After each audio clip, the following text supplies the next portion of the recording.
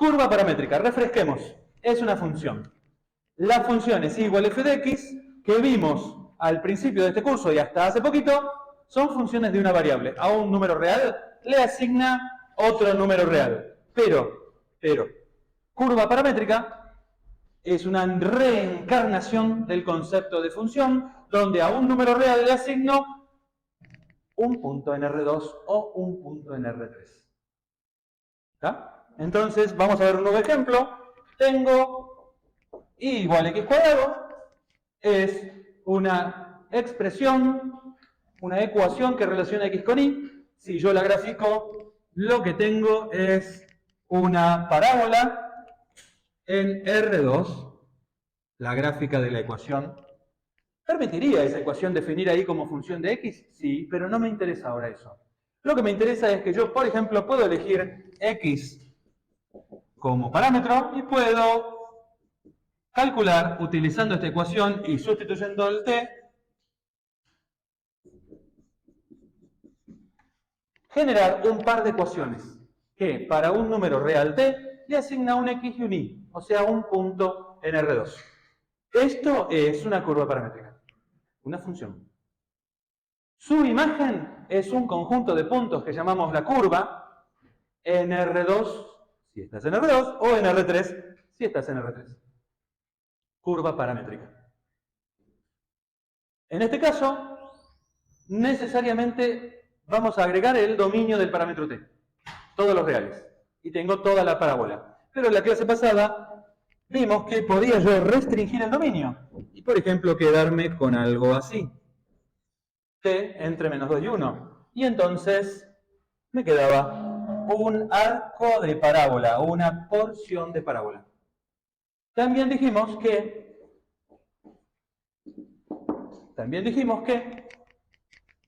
al pasar de la ecuación cartesiana xy a la ecuación paramétrica, la curva paramétrica, el proceso se llama parametrización.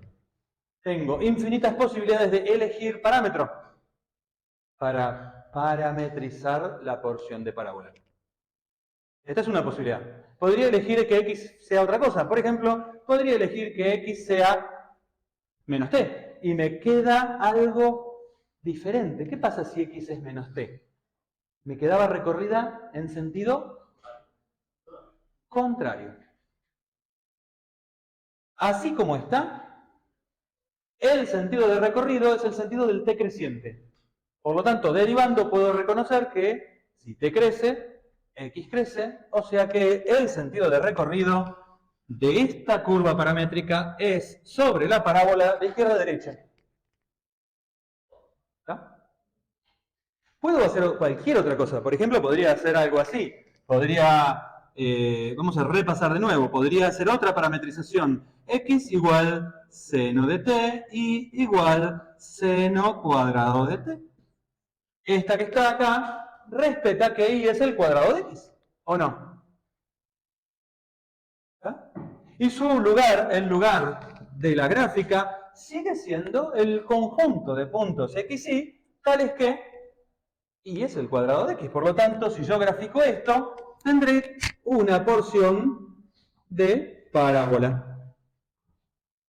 No importa que acá haya un seno. La gráfica no es una función seno. Lo que sí podemos ver es que x, por ejemplo, no puede ser más grande que 1, porque el seno no es más grande que 1.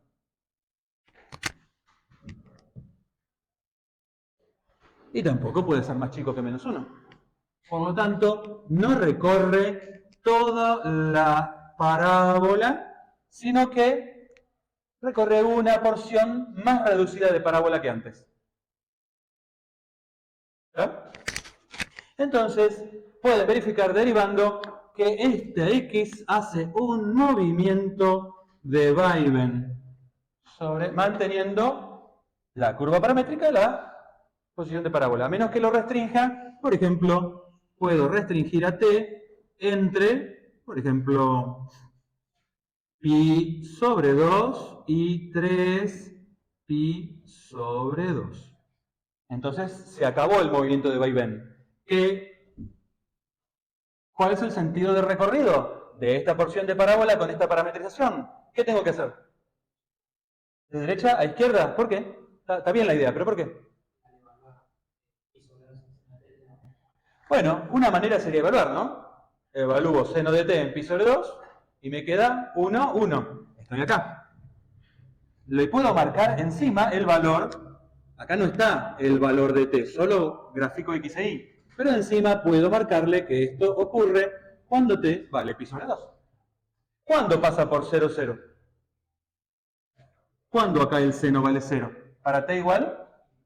Por ejemplo, acá le puedo marcar, mira, acá pasa cuando t vale pi. ¿Y cuando 3 pi sobre 3 pi sobre 2? Seno de 3 pi sobre 2 menos 1. Seno al cuadrado de 3 pi sobre 2 menos 1 al cuadrado, 1. O sea que acá llega cuando t vale 3 pi sobre 2. O sea, mi intuición me dice, mira, parecería ser que está yendo hacia allá. ¿Cómo lo podemos demostrar? Que efectivamente x decrece. Tendré que derivar. Derivo x, x' y estudio que es'. El signo, ¿no? ¿No? Derivado del seno es el coseno. Y en el intervalo pi sobre 2, 3 pi sobre 2, recordemos qué le pasa al coseno. Pi sobre 2, 3 pi sobre 2, el coseno nunca se anula dentro del intervalo. Se anula en pi sobre 2 y se anula en 3 pi sobre 2. Si ya sabemos de memoria esta gráfica, podremos saber que x' es negativo. Si no la sabemos de memoria, podemos estudiar el signo de x'. ¿Sí? ¿Cómo se estudia el signo? Con las herramientas del módulo anterior. Tendrán que ver dónde x' se anula, dónde x' no existe. ¿Sí? Verán que se anula acá y acá. Entonces estudian el intervalo pi sobre 2 abierto, 3 pi sobre 2 abierto, y estudian, toman un valor de prueba, por ejemplo pi. Acá calculan coseno del valor de prueba. Coseno de pi vale menos 1. Y allá podrán ver que en todo el intervalo el coseno es negativo, por lo tanto x' es negativa en todo este intervalo, por lo tanto x decrece. Como decrece, ¿hacia dónde se mueve x? De derecha hacia la izquierda. ¿Está? Entonces, curvas paramétricas. Curvas paramétricas. Ok. Volvemos a la parábola. Entonces, curva paramétrica, parábola. Parábola, me interesa la porción de y igual x cuadrado cuando x está entre menos 2 y 1. Es este arco, acá. Vamos a considerar que sobre la parábola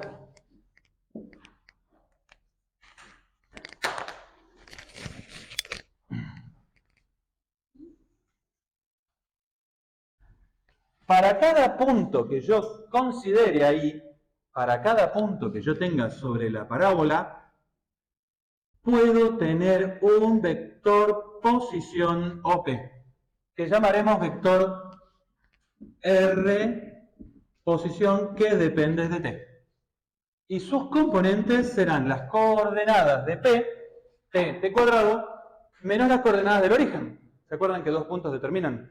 Coordenadas de p, t cuadrado menos la del origen, 0, 0. Este punto, recordemos, es t cuadrado, y este punto tiene coordenadas 0, 0. Resto, y me queda que el vector r de t tiene como componentes las mismas coordenadas que tiene P. Ya sabíamos eso, porque es un punto, es el vector posición de un punto. Bien. Vector posición. Vector posición. También tenemos que recordar que T no me interesa todo T, sino solo un intervalo de la variable T.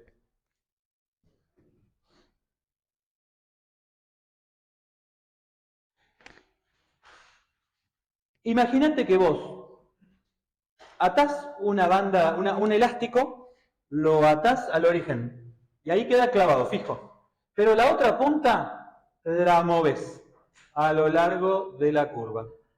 ¿Se ve? ¿Sí? Ok. Entonces es como una flecha que se estira. ¿Sí? Siguiendo el punto P, la curva parábola. Y recorriéndolo en este sentido. Estamos con esta que está acá.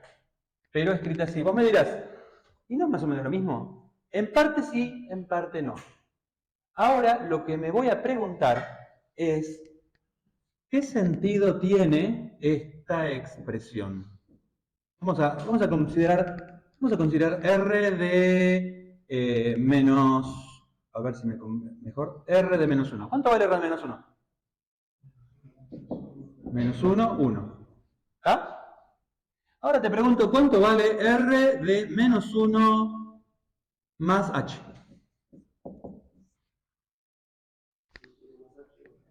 Menos 1 más H. 1 menos 1 más H al cuadrado. ¿Está bien? ¿Sí? Entonces, grafiquémoslo. Vamos a hacer de nuevo este gráfico, lo miro acá. Estoy por acá. Algo así, para acá. Entonces, este punto, este es el punto menos 1, 1. Y acá tengo mi vector R de menos 1. Si le sumo H puede pasar varias cosas. Si H es positivo, me queda a la derecha de este punto, el punto terminal del vector. Pero si H es negativo, me queda a la izquierda. Cualquiera de las dos no hay problema. Por ejemplo, supongamos que H es negativo. Entonces, si H es negativo, menos 1 más H es más chico que menos 1. Me queda por acá. R de menos 1 más H. ¿Está? Más o menos. Bueno, ¿y qué es R de menos 1 más H menos R de menos 1? A este vector lo voy a llamar el vector delta R.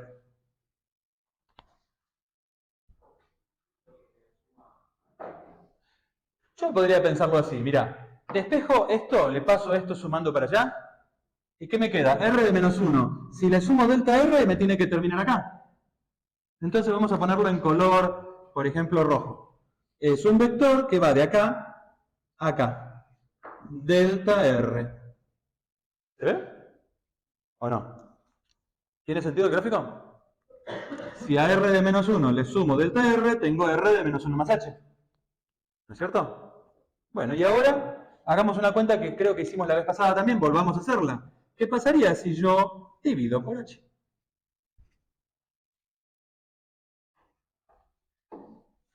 ¿Cómo se llama esto? R de menos 1 más H menos R de menos 1 dividido H. Es un cociente incremental, ¿no? Pero un poco raro, porque en vez de tener el numerador números, tengo vectores.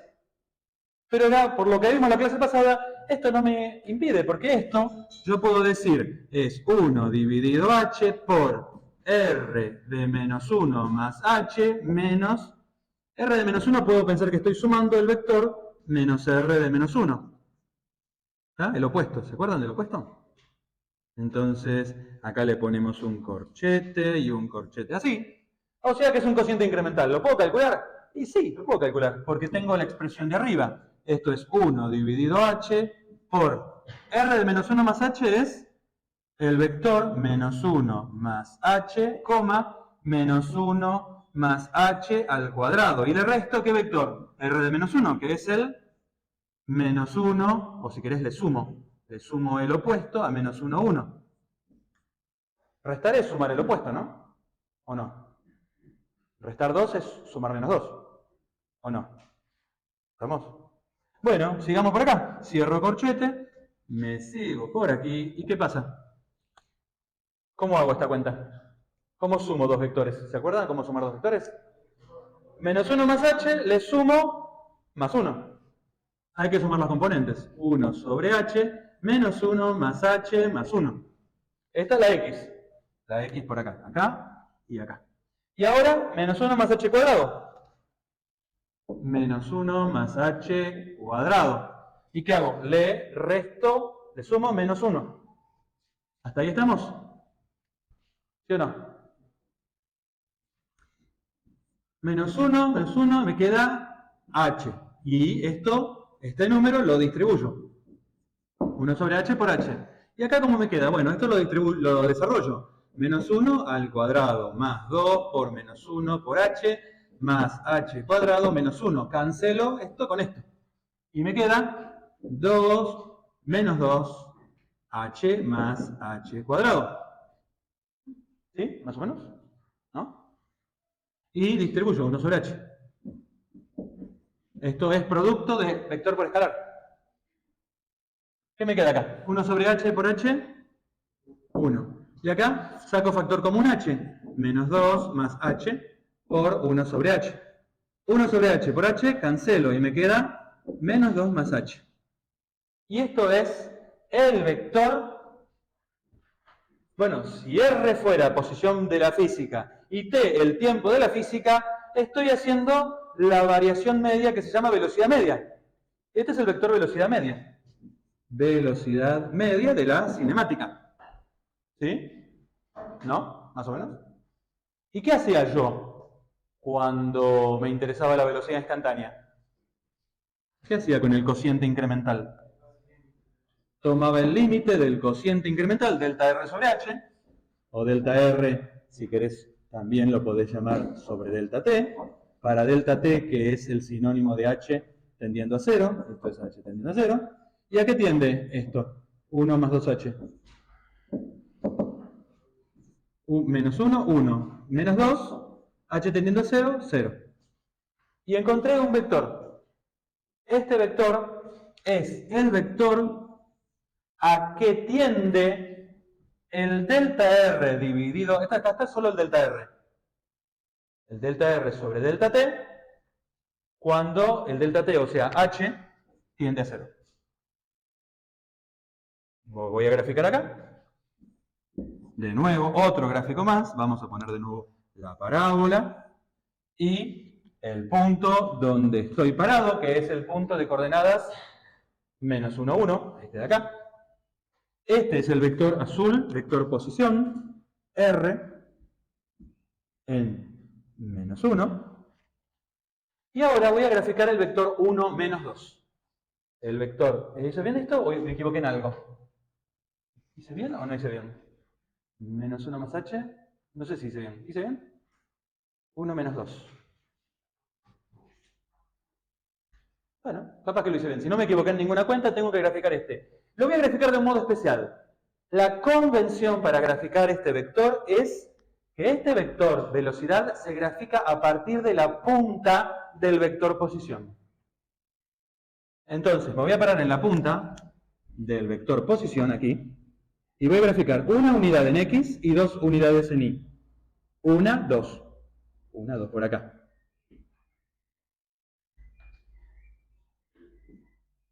Lo llamaré vector derivada, ya que es el límite del cociente incremental.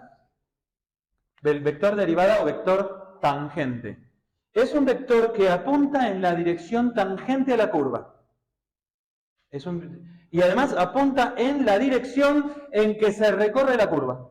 ¿Está bien? ¿Se recorre así, como dice el vector rojo? ¿Sí? Entonces, ¿qué es a partir de ahora para nosotros el vector tangente, no solo en este punto, sino en general? ¿Tengo que tomar el límite del cociente incremental y hacer todo esto? No, no hace falta. ¿Por qué? Porque si tengo un vector R de t en general que tiene componentes que son 3 funciones, por ejemplo, en R3, y las funciones xt, y de t y z de t tienen derivada, lo obtendré al vector tangente simplemente derivando por regla las 3 funciones en R3 o las 2 funciones en R2. Apliquemos esta idea a esto que está acá. ¿Cómo obtengo el vector R' de tt cuadrado? En este ejemplo es, si R es t cuadrado, R' será 1, 2t. Este es el vector tangente. Y me sirve para cualquier valor del parámetro. Para cualquier valor del parámetro. Cuando t vale menos 1, ¿da 1 menos 2? Ok. Entonces, el vector R' se grafica siempre, por una cuestión cultural nuestra, a partir de la punta del vector R, y es el vector velocidad. Si tomamos el módulo del vector R', por ejemplo el módulo de 1 menos 2, nos da la raíz cuadrada de 1 al cuadrado más menos 2 al cuadrado igual a raíz de 5. Este número que está acá, raíz de 5, el módulo de R' se denomina rapidez y es lo que marca el velocímetro del auto. El velocímetro del auto no mide velocidad en el sentido físico-matemático, sino que mide lo que aquí vamos a llamar rapidez. Debería llamarse rapidómetro, ¿no? Fíjense que el velocímetro del auto nunca te devuelve un número negativo. Lo más chico que puede devolver es 0.